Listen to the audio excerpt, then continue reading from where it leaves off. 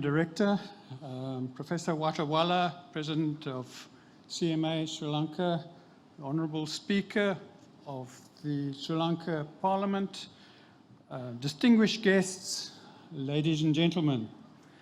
It is indeed a great honour for me to present the overall findings of the Judges Panel for this year's CMA Excellence in Integrated Reporting Awards.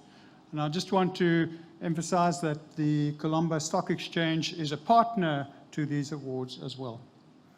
This is the 5th year that the awards for excellence in integrated reporting have been run, and we were extremely pleased that the number of entries increased again this year to over 50. This represents an increase of nearly 25% over the previous year. Each report is marked by multiple people. First, by the group of evaluators who shortlist reports to be marked by the International Judges Panel. This year, there were 26 reports shortlisted. These reports were then independently marked by the 7 judges. The judges under the chairmanship of Professor Ho met on Saturday to review the outcomes and to ensure that there were no anomalies or inconsistencies in the marking process and results. Each year of this competition, we have seen improvements in the quality of reports being submitted, especially amongst the top 10 reports. And incidentally, some of the companies are now submitting their 9th annual integrated report. This year, however, we've seen a significant change in that there has been a marked improvement in the general standard of reports as well as the top 10. And I'd like to say that the leading reports can easily stack up with the best reports produced around the world. In the past, the top 10 reports have by and large been presented by the same organizations. This year, however, we saw reports from several other organizations challenging for the top positions, which is wonderful to see, and it bodes well for the future of integrated reporting in Sri Lanka. So what were the highlights that came out of the evaluation process? This year, organizations provided more precise information about strategy and future orientation, as well as future outlook. Some organizations discussed short, medium, and longer-term strategy and linked them to resource needs, the external environment, and risks and opportunities.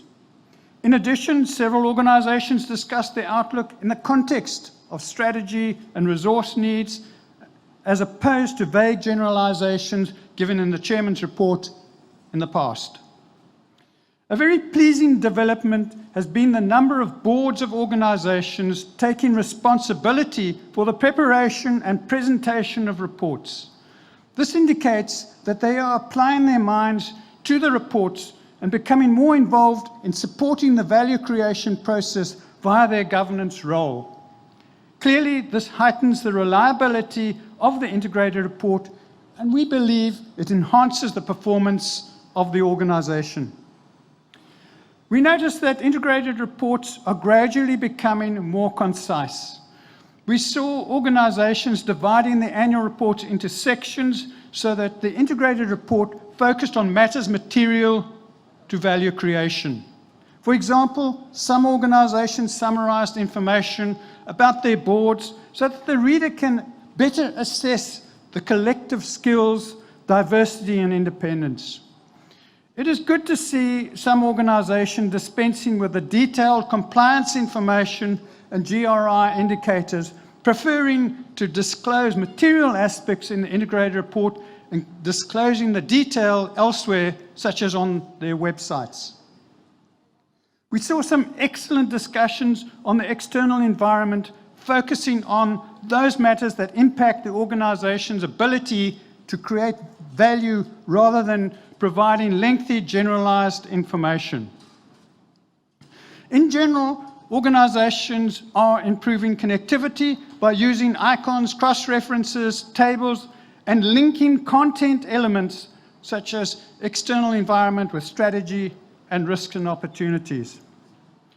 Although the reports are becoming shorter, and more concise, there is still plenty of room to reduce the detail still further.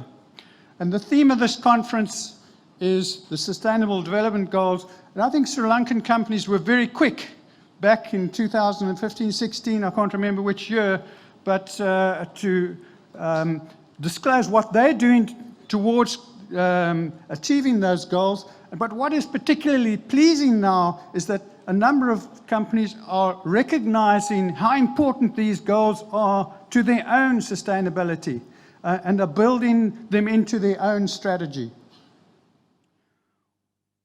Information about stakeholder relationships is also improving, and in some cases organizations provided information about quality of relationships, backing this up with factors such as customer and employee satisfaction indices.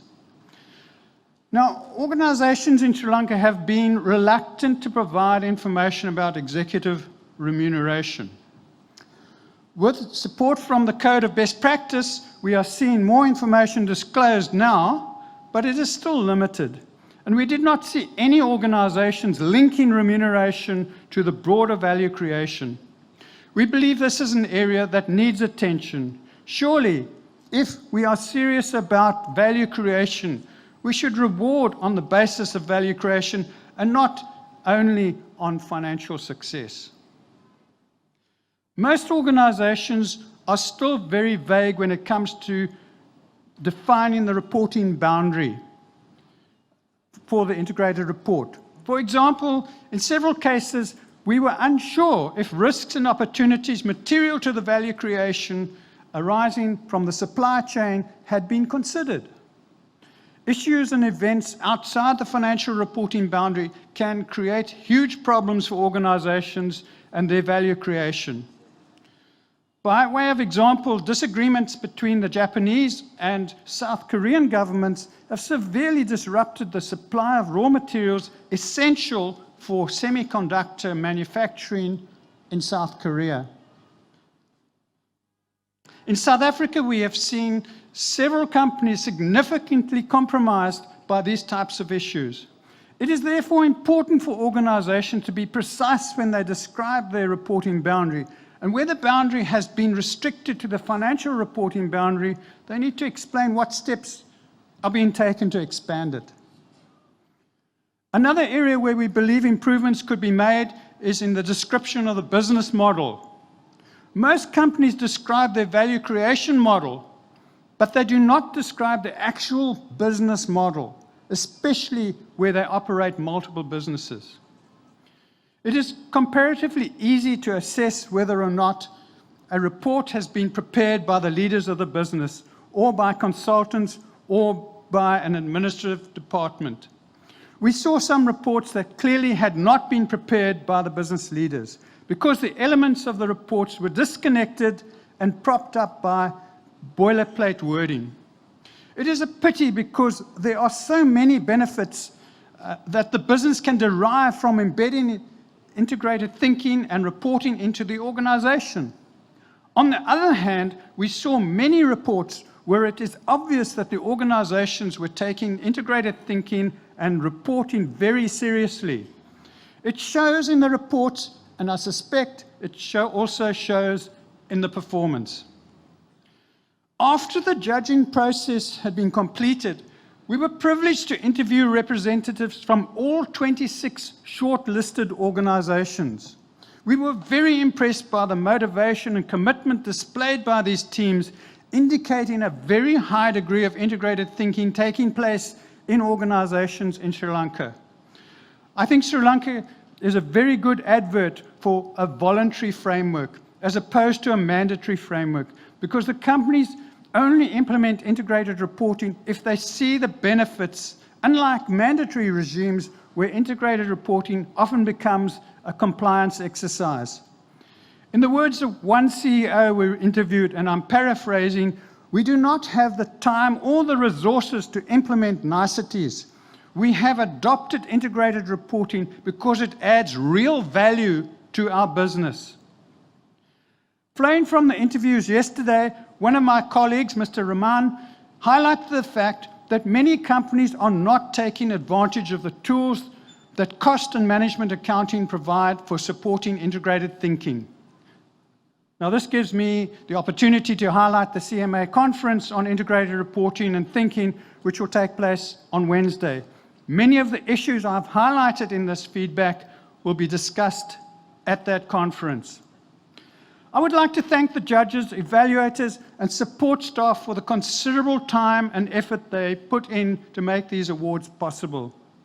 And let me end by saying, on behalf of the judges, congratulations to all the entrants to the competition. It is really heartening to see how integrated reporting and thinking are being implemented in your country.